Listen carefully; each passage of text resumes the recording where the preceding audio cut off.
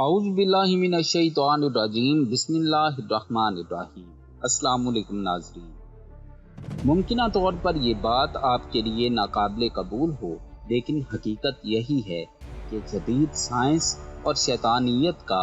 ایک شروع سے ہی عجیب تعلق رہا ہے۔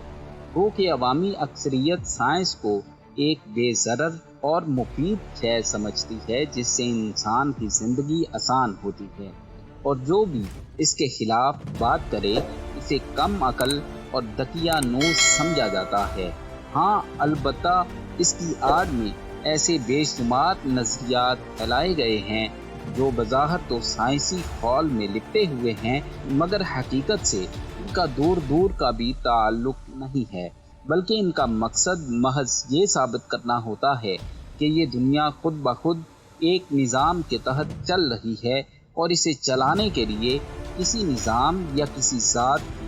ضرورت نہیں۔ حالانکہ ماضی میں کئی سائنسدان ایسے بھی گزرے ہیں جن کا اصل مذہب شیطان پرستی تھا۔ مثلا نیکولس کاپرنیکس سورج کا پجاری تھا۔ یہ وہ ماہر فلکیات ہے جس نے سب سے پہلے یہ نظریہ پیش کیا کہ سورج زمین کے گرد نہیں بلکہ زمین سورج کے گرد گھومتی ہے۔ آج کی ویڈیو میں ہم چند مشہور سائنسدانوں کے بارے میں بات کریں گے جن کا مذہب شیطان پرستی تھا۔ ناظرین گرامی، مشہور سائنسدان نیوٹن نے بظاہر عیسائیت پر بھی کئی کتابیں لکھی، مگر در حقیقت وہ ابتدائی زندگی میں ناکام ہونے کے بعد اپنی باقی زندگی شیطان کے حوالے کر چکا تھا اور فری میسن سے منسلک ہو چکا تھا، جس کے مطابق اسے نت نئے سائنسی نظریات سوجے اور وہ خوب مشہور ہوا۔ چارلس ڈارون، نظریہ ارتقاء کا مشہور بانی،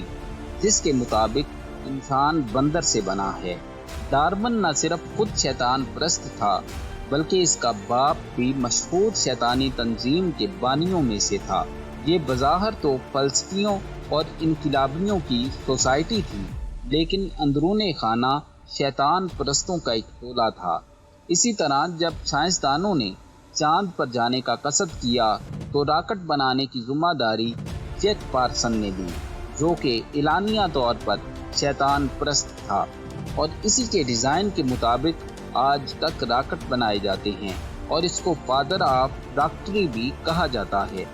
البتہ یہ بات اب روز روشن کی طرح عیاں ہے کہ کوئی سائنسدان کبھی بھی چاند پر نہیں پہنچ پایا، اور چاند پر جانے کی ویڈیوز محض ویڈیو اور فلم ٹیکنالوجی تھی، جو کہ نویڈا کے ایک علاقہ ایریا 51 میں فلمائی گئی تھی۔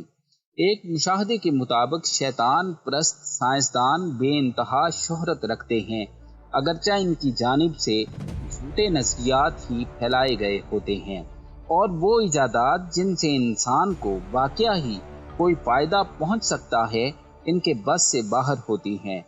بلکہ دور حاضر کے تمام مشہور سائنسدان بھی اعلانیہ طور پر لا دین ہیں، یعنی کسی خدا کو نہیں مانتے، بلکہ سائنس کی مدد سے خدا کا انکار ہی تمام سائنس کی ایک اپنی خدمت ہے۔ اور ان نمایاں ناموں میں رچرڈ ڈاکنز، نیل ڈی گراس ٹائسن، اسٹروٹ کراؤس اور اسٹیفن ہاکنگ شامل ہیں، جبکہ امریکی خلائی ایجنسی ناسا،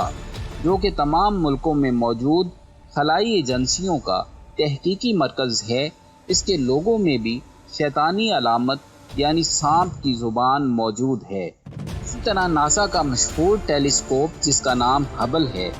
یعنی قدیم دور کے کفار کے مشہور بت کے نام پر ہے، جس کا نام ہبل تھا، اور علماء حضرات بھی اس کی تائید کر سکتے ہیں، لیکن بظاہر یہ نام ایک مجہول سائنسدان کے نام پر رکھا گیا ہے۔ اور اسی طرح ناسا اور کاپرنیکس کی رائج کردہ سائنس کے مطابق زمین ایک سیارہ ہے، اور ایسے کروڑوں سیارے خلا میں موجود ہیں۔ اسی لیے نہ تو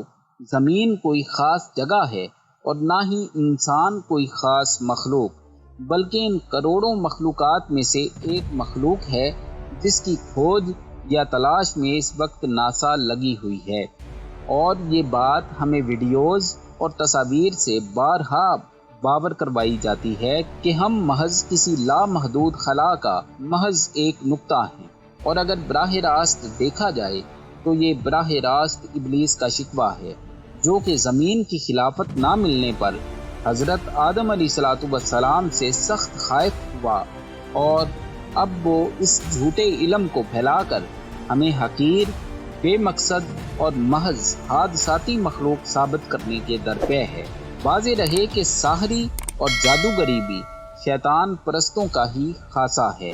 مگر براہ راست جادوگری کرنے والے شیطان پرست درجہ بندی میں نچلی سطح پر ہوتے ہیں۔ جی ہاں، شیطان پرستوں کے باقاعدہ گریڈ ہوتے ہیں، جن میں ٹاپ کی سطح پر مختلف ملکوں کے صدر، وزراء، سیاستدان، فلسفی اور سائنسدان، انسانی فلاح کی تنظیمیں چلانے والے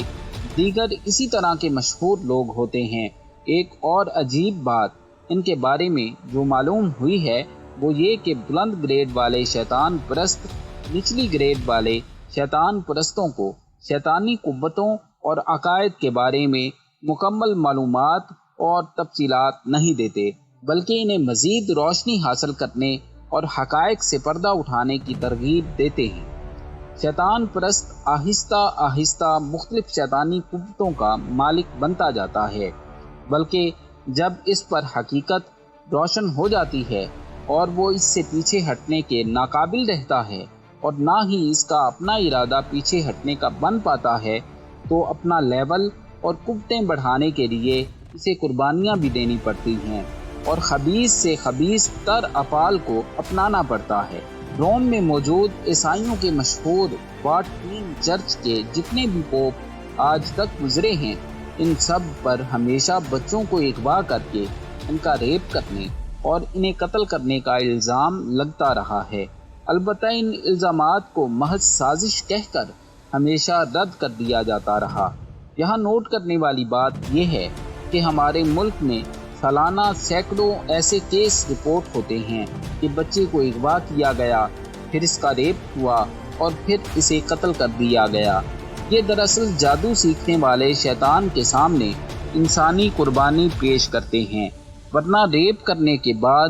قتل کرنے کی ضرورت ہی نہیں۔ عام طور پر بڑی عمر کی عورتوں کا بھی ریپ ہوتا ہے، اجتماعی زیادتی بھی ہوتی ہے، لیکن قتل نہیں ہوتا، کیونکہ وہاں مقصد صرف ریپ کرنا ہوتا ہے، نہ کہ قربانی کرنا۔ موجودہ پوپ فرانسس پر بھی ایسے کئی ناقابل تردید الزامات موجود ہیں، مگر اس لیول کے شیطان پرست کے خلاف کوئی قدم نہیں اٹھایا جا سکتا۔ ملکہ برطانیہ پر بھی بچوں کی بھینٹ چڑھانے کے الزامات موجود ہیں۔ ناظرین گرامی، اس کے ساتھ ہی ہماری آج کی ویڈیو کا اختتام ہوتا ہے۔ ملتے ہیں اگلی ایسی ہی کسی نئی ویڈیو میں، تب تک کے لیے اپنا اور اپنے پیاروں کا ڈھیر سارا خیال رکھیں۔ اللہ نگہبان۔